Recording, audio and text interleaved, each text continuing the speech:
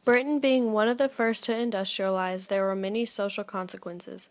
They had special attention on them, having many critics and people protesting against them, including William Blake and the Luddites, also saying working in a factory can cause health problems and numerous other assumptions. The poverty of the workers became a thing, growing even stronger than the poverty of the cottage workers. They were believed to have poor working conditions and their pay was not at all worth it. However, the people interested in the Industrial Revolution, including Frederick Engels, did statistic research on the matter and found out that the conditions were not getting worse, they were getting better. By 1850, there were a lot of improvement with the conditions in the factory workers. There were also problems like wartime and how it critically harmed some of the workers' wages and standard of living conditions. But however, there was more improvement than hurt with the new factory workers.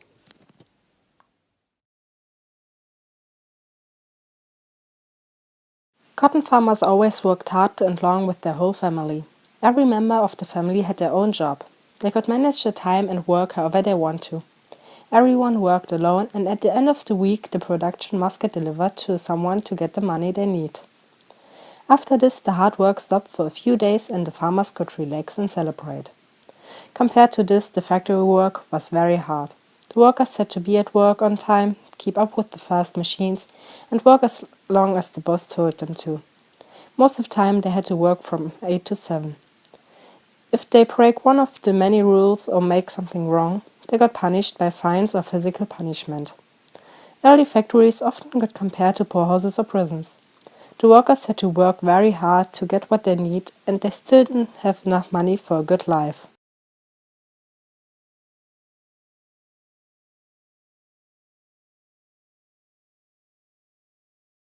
In the 1790s, factories were being built in urban locations and attracted families to the city and look for jobs.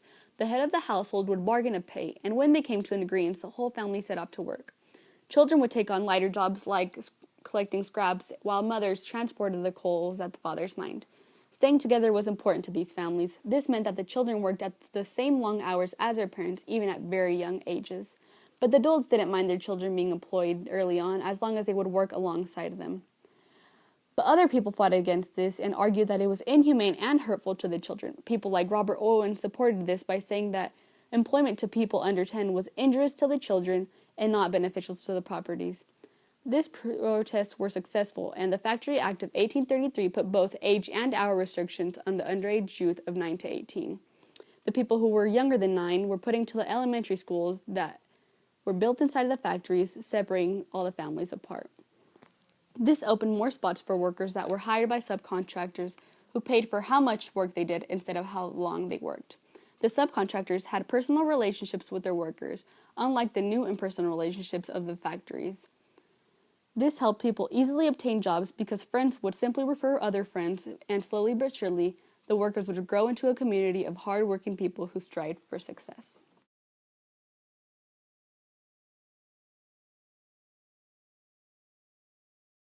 Labor work was usually divided by sex ever since time can remember. Girls worked with women in milking and spinning, while boys and men plowed and carried. It wasn't until the 1830s, when child labor was restricted, that a different attitude of work came in. This is when men brought in the bigger wage while women were expected to stay home to raise the children. Married women who worked were most likely to work part-time instead of full-time after the first child. The women who did choose to work usually came from the poorest families where the husband was not able to provide for them. Before child labor was prohibited, women were allowed to bring their children to horrible spinning machine factories, but they were not allowed to feed nor breastfeed them. Being a mother and a woman isn't easy. Transportation was not available, so the women had to go from store to store on foot for miles. People believed that mixing the sexes would result in more unplanned pregnancies. Middle-class men wanted women to stop working by the time they hit puberty. They also wanted their girls to act ladylike and often ignored their manly acts of pushing and dragging carts full of coal. While their hard work was ignored, when the women were to take their shirts off due to the heat, they'd be called dirty slurs and judged.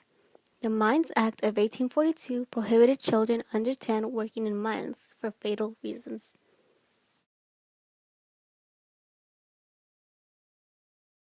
In the 1850s, the majority of civilians worked in farms and domestic work. Within the industry itself, small shops didn't change their ways of working, although on the other hand, large-scale firms were revolutionized by technological change. Small-scale workshops gave many workers an alternative to working in factories that had a lower salary. The transformation of traditional trades created an ill will and class feeling. The concept of economic freedom emerged in the late 18th century and strengthened by the 19th century. In France, the British government attacked monopolies, guilds, and workers' combination in the name of individual liberty.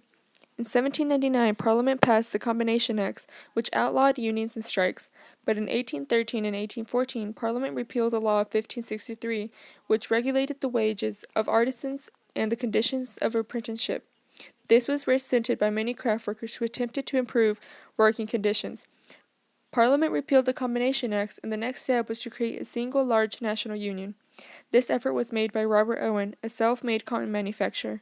He later organized one of the largest and most visionary national unions called the Grand National Consolidated Trades Union. When his union collapsed, a new union called the Manualated Society of Engineers was the most famous.